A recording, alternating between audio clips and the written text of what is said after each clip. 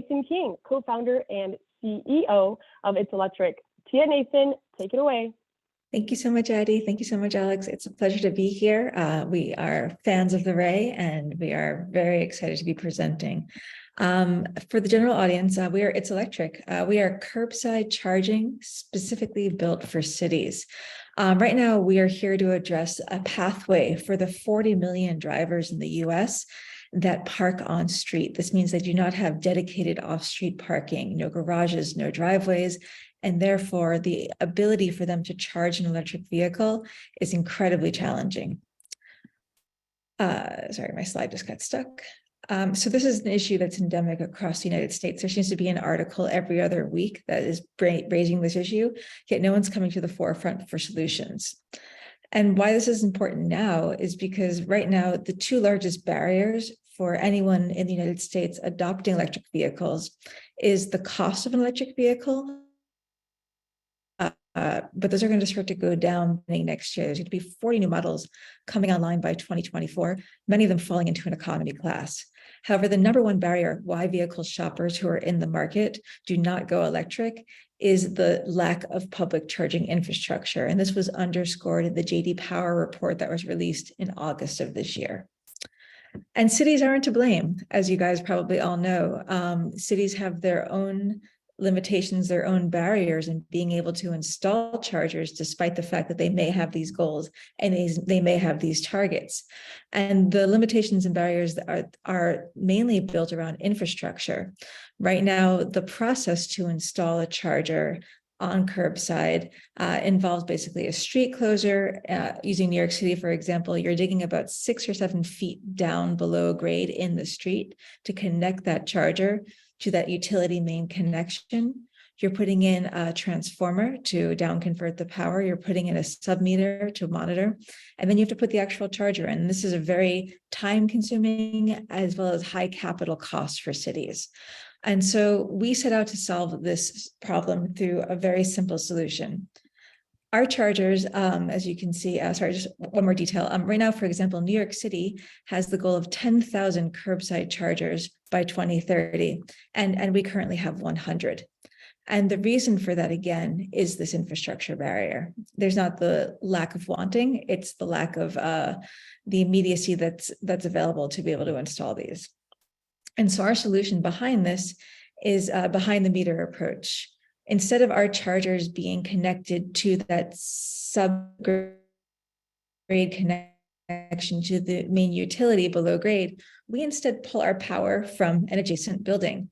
It's Electric basically is a platform that lets buildings power urban electric transportation. We turn buildings into EV chargers. We put that charger right there on the curb. We're siphoning power from that building. And then to incentivize that building's participation, whether it be a 1 or 2 family house, a multi-unit dwelling, a school, a religious institution, a commercial storefront, we revenue share back with them. The way that it works is like this. The EV driver parks at one of our posts. They execute the charge event. It's Electric pays for that charge tariff directly to the utility. That building doesn't see their utility bill bubble up at any point. All they see is a direct monthly income payment of passive income every month based on the number of charges that take place in front of their building. What this does is that this solves the biggest problems that we discussed in terms of cities needing to deploy curbside charging, and that's time and that's cost. But the third thing that we address is equity. Right now, sometimes when planning where these chargers may go, there may be pressures placed on administrators to put the chargers in the areas where there's the highest level of adoption, where there's already that demand. And this creates a chicken and egg situation. Are people going to go ahead and purchase an electric vehicle or lease an electric vehicle when they can't see where they're going to charge in their own neighborhoods? So what we are looking to do is we're looking based on our solution, which is free to cities, it is free to homeowners, it is free to building owners. We want to install a charger in every neighborhood so that we can start to be able to provide that infrastructure so that drivers, when they're considering their next car purchase, can go EV because they can literally walk out of their door and they can see where they're going to charge. I'm going to pass this presentation over to Nathan King at this point. Hi, everyone. I'm Nathan King. I am co-founder and CEO of It's Electric. Really great to be presenting to you all today. One of the barriers that Tia identified is this barrier around design. We don't see in North America a hardware configuration that is purpose-built for this curbside condition. And so that's one of the things that we set out to do at It's Electric. And our charger is really based on and inspired by curbside chargers that we see being deployed at scale already today in the EU and in the UK. It's called a curbside charging bollard, and it features a detachable or user-supplied charging cord. This has two advantages that we're really excited about. One is it keeps the footprint of the charger down to a minimum.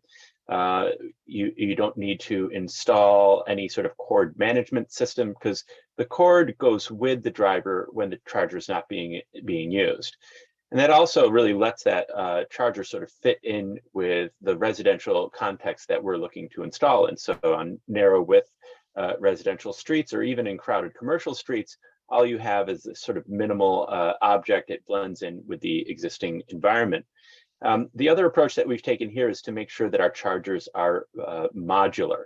So we can remove them if needed within a matter of hours.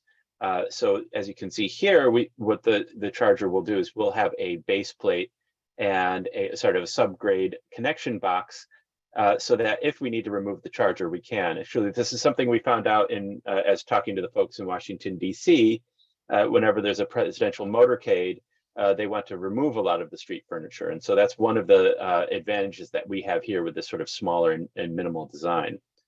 Next slide. When you compare what we are building to what's on the market in what else in the United States, you can see that there's a really huge focus on making things that look like gas station pumps. For many contexts, this makes a lot of sense.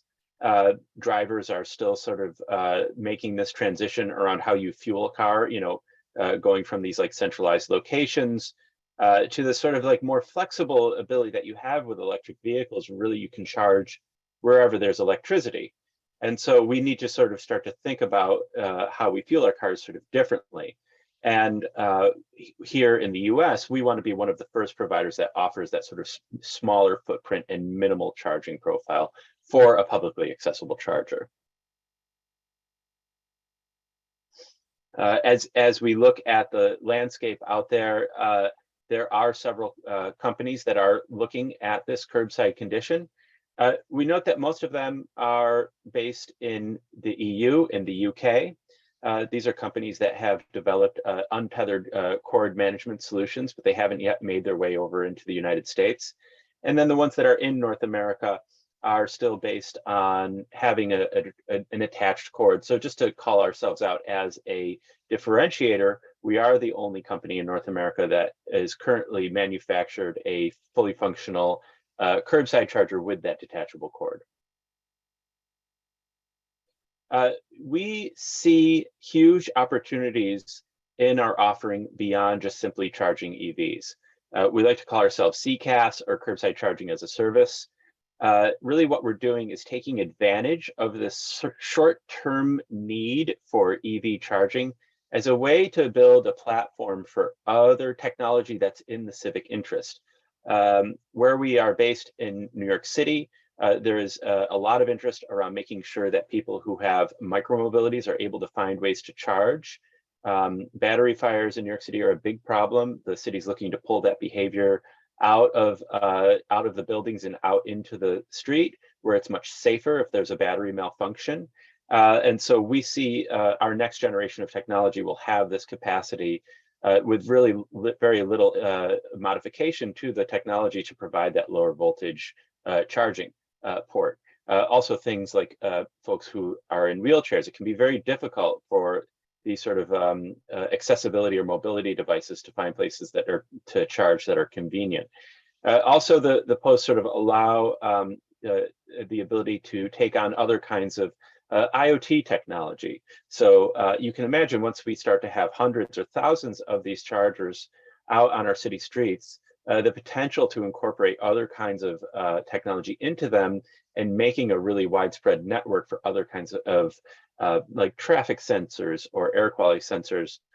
These are things that become very easy to do compared to what's being tried today, which are trying to find really space on street lights where, you know, the utility sometimes has jurisdiction and the amount of power can be limited.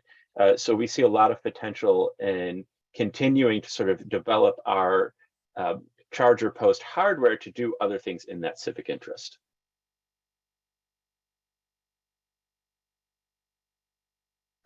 This is a photograph of our prototype. This is as I said before, we've built 2 of these. One of them right now is being demonstrated in the Detroit Smart Parking Lab. It's been up there since June. You can see here this sort of minimalist profile, this durable exterior construction, and this detachable cord. And this is really sort of a context photo of what this would look like. Just in terms of what we are doing, we are currently designing our market-ready product that's going to be available early Q1, Q2 next year. And that it will be a fully UL certified product, able to go out in the public right of way. And beyond the prototype that we've deployed in Detroit, we are also working on pilot opportunities here in Brooklyn in a couple of different locations to sort of further user testing and installation.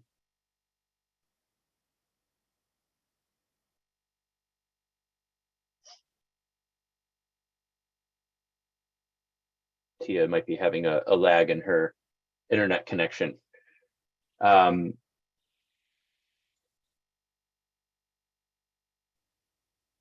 Let's see, while Tia waits for her internet to come back, Brooklyn internet connections Tia, are you back? Can you advance? Yes, I did advance. Can you see the slide? So far, it's still the MVP slide. Oh, there we go. There we go. Let's try that. Great. So yeah, we are, as I mentioned before, we are working on pilot opportunities in New York. And we are in active conversation with the Department of Transportation in Washington, D.C. and in Detroit for an expansion of that existing pilot, which actually we received a grant from the Michigan Economic Development Corporation. And so looking to sort of build upon that as well. And we are looking for opportunities to find what we're calling, let's say, our 3rd or 4th market, where we can deploy early pilots next year as well.